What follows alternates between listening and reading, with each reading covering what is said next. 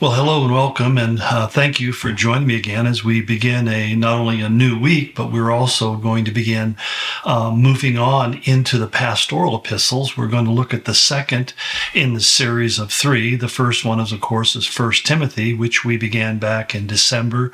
I believe the 26th of December, 2022 is when we began it. And here we are now in July, and we're looking at the second letter, which is Second Timothy. And as I often say, I don't have necessarily a favorite book, but this is one I always enjoy reading, particularly because it's a testimony of a man who is facing the end of his life within a very short period of time.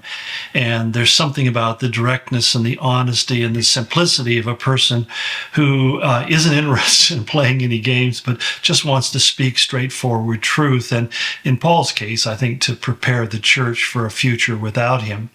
All three of these letters, if you recall in our earlier introduction of 1 Timothy, were written by the Apostle Paul.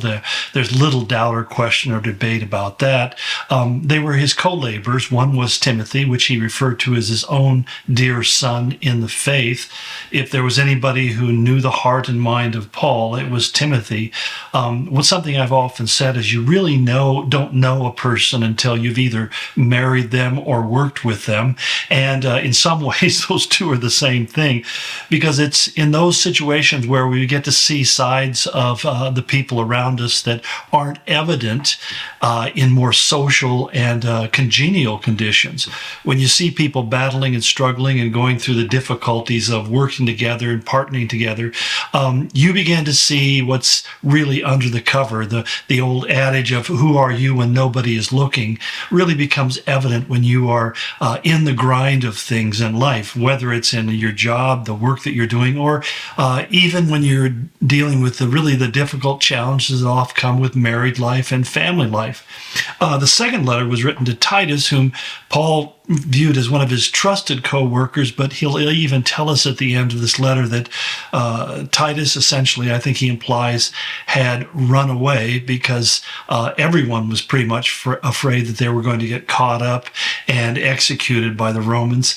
And it may be easy for us to sit back and say, well, they should have been more courageous, but we have no idea of how incredibly torturous and painful and effective the Romans were in getting you to comply to their wish, even the taking of your own life. We date this letter someplace around 66 AD, and there's a whole series of events. If you recall from reading the book of Acts, it ends with Paul being imprisoned in Rome, where he spent a period of time, probably from about 62 to 64 AD. Nero was the emperor at that time, but there were more just men who were running the empire practically. And so as a result, when Paul comes up on charges brought to the Romans by the Jewish leadership in Israel, he's acquitted of all the charges. He's found to be not guilty, since they were not and never were able to substantiate the charges. So Paul is released, and after his acquittal and his release, we're not quite sure what happened, but he had said to the Romans in his letter to them that he wanted to go to Spain, which was really what we call the Iberian Peninsula, past Italy, and on the other side of the ocean, or the body of water that's there. He wanted to sail there and go to Spain and share the gospel there, because as far as we know, there was no evidence that the churches had been planted there or the gospel had been planted. It was kind of a logical next step for the Apostle Paul. So he wants to set out and reach out to these yet unreached areas. This was his ministry. This was his calling. But around 65 or 66, maybe 64, we're not quite sure, Paul is rearrested. We know that the city of Rome had caught on fire and had been a terrible destruction. In fact, Clement, who was the bishop of Rome from about 88 to 99, right at the end of the first century, wrote the following. He says, after preaching both in the east and the west, which we assume means he went west to Spain, Paul gained the illustrious a reputation due to his faith, having taught righteousness to the whole world, and come to the extreme limits of the West, which again would have been Spain. He suffered martyrdom under the prefects, or basically under the Roman government, the Roman rulers.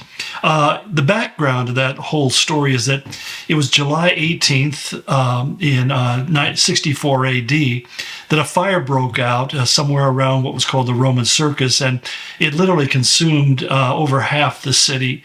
It took them 6 days to bring it to an end, and mostly because there was just not a lot left to be burned.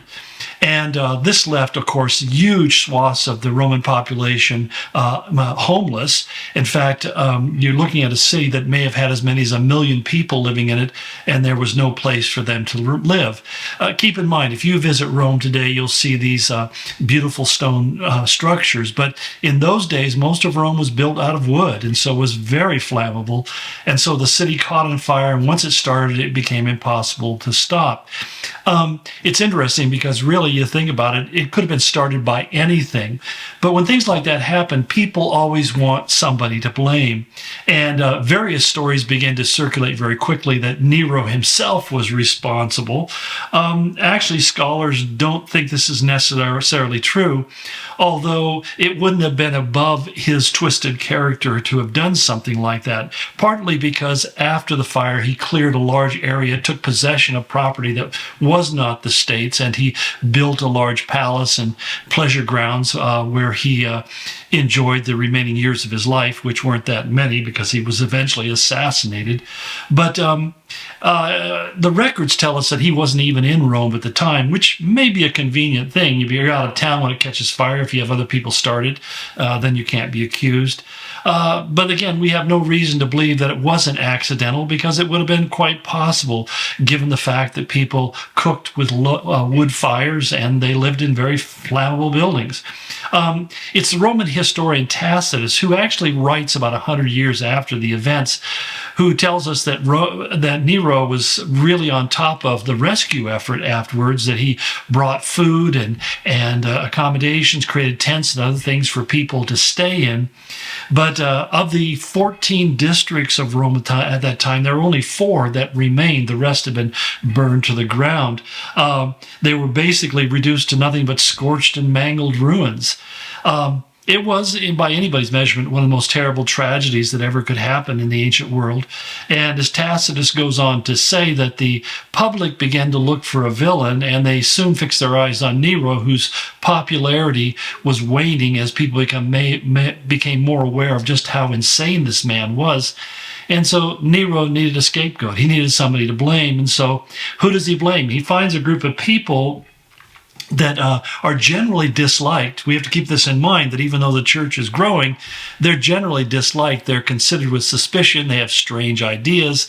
There's rumors that are spread around that they are cannibals. They eat blood and things like that. In fact, they were even accused of killing babies and draining their blood and eating their flesh. All sorts of horrible rumors would go around, so they didn't have a great reputation in terms of public rumor mill. It's kind of like when you think about what the internet spreads about Christians today. It's the same idea. But Tacitus, who wrote his report in about 117 AD, and keep in mind, it's easily 50 or 60 years after the events, he says the following. I'm going to read from what he wrote. He said, "Consequently, to get rid of the report, Nero fastened the guilt and inflicted the most exquisite tortures on a class hated for their abominations, called Christians by the populace. Christus, which was Christ, from whom the name had its origin, suffered the extreme penalty during the reign of Tiberius at the hands of one of our procurators, Pontius Pilate, and a most mischievous superstition, thus checked for the moment, again broke out not only in Judea, but the first source of the evil, but even in Rome, where all things hideous and shameful from every part of the world find their center and become popular. Accordingly," he says, "an arrest was first made of all who pleaded guilty." Now, how did they plead guilty? Usually, you torture somebody long enough and hard enough, they're going to confess to about anything. And that's how confessions were usually elicited within the Roman world. But anyway, it goes on. "Then upon their information, an immense multitude was convicted. In other words, they just began to catch up everybody who is a Christian or rumored to be, not so much of the crime of firing the city as a hatred against mankind. In other words, these are just hateful people. We need to get rid of them. He goes on, mockery of every sort was added to their deaths, covered with skins of beasts. They were torn by dogs and perished, or were nailed to crosses, or were doomed to the flames and burnt to serve as a nightly illumination when daylight had expired. Human torches, essentially. Nero offered the gardens for the spectacle. In other words, he opened up to the public and was exhibiting a show in the circus while he mingled with the people in the dress of a charioteer or stood aloft on a car or basically on a wagon. Hence, even for criminals who deserved extreme and exemplary punishment, implying the Christians, there arose a feeling of compassion, for it was not, as it seemed, for the public good, but to the glut of one man's cruelty that they were being destroyed. So as these Christians died, and many of them died humbly and surrendered to the will of God, it became apparent to those who were watching the spectacle that this was really more a manifestation of the pits of hell than any kind of justice. And their hearts began to be compassionate. And you might say that this really marked the beginning of the end, that even though many Christians suffered, the church began to move forward. Well, we're out of time. I'll pick this up tomorrow because there's a little more background I want to share with you. I don't know if you find this interesting. I find this amazingly fascinating because it's really the heritage of the church, how many believers have suffered for their faith in Jesus Christ. We'll talk about it tomorrow. Blessings.